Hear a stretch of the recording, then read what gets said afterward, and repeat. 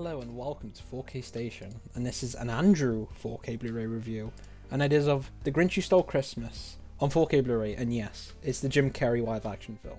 Hello. Now to go over some tech specs. It's filmed on 35mm, so there will be kind of a slight layer of grain, but it does have a 4K DI. It's a runtime of about 104 minutes, and it's a full-screen image of an aspect ratio of 185:1. Now to go over the story. The Grinch is a basic story at the end of the day. We all kind of know the story. The Grinch gets jealous of the Who's and their Christmas spirit, and he begins to kind of steal Christmas off them in one night pretending to be Santa. Nothing's changed from Dr. Seuss's story, apart from, I would say, fleshing out of the character using kind of air quotes, because the film has Cindy Lou kind of become a detective trying to piece together the Grinch's life and why he's the way he is. Considering the film's about an hour and 44 minutes, yeah, this stuff is kind of needed.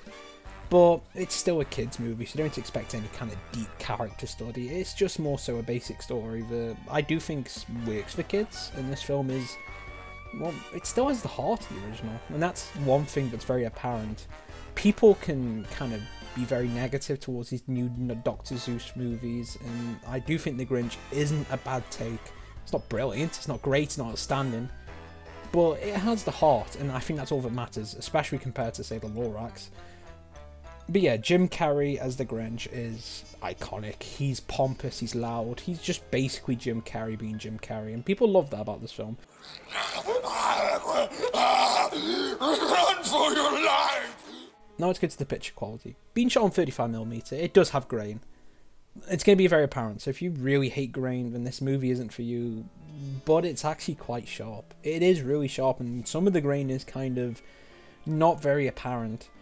A lot of the texture detail on the Grinch's costume is very apparent, his face. And generally the scene with the mountain range to the Grinch's lair is absolutely stunning in 4K because of how much detail and depth's there.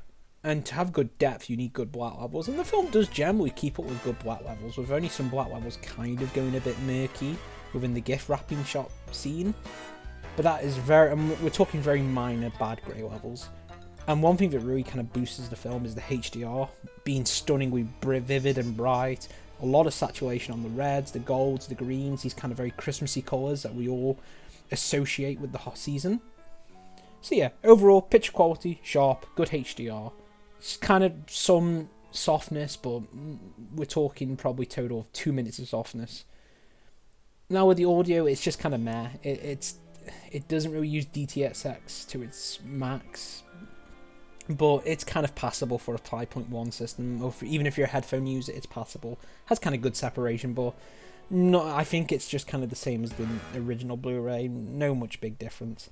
So my overall thoughts: picture quality gets a strong A. It is kind of really nice to see this film kind of pop with its colours, and especially the explosion scene in HDR is absolutely blinding. You're gonna need sunglasses, even in Christmas. Audio, as I say, meh. You're not buying this for audio, you're buying this just for the kids and having a nice picture quality. But yeah, it will look good probably on a 55-inch, 65-inch screen. It's going to look really good. So yeah, I do recommend picking up the film if you get it at, I'd say, a cheap price. I got it for £9 at HMV during last year's Christmas season. So yeah, I'm really happy with what I got. Anyway, Thomas will actually be reviewing this film on Apple TV, so he will give his own opinions on the picture quality from a streaming sense. My prediction now, I don't think that there's going to actually be that much difference, but if there's a lot of big difference, he's going to actually compare to mine. Anyway, hope to see you next time, where I might be reviewing a very classic film. See you then.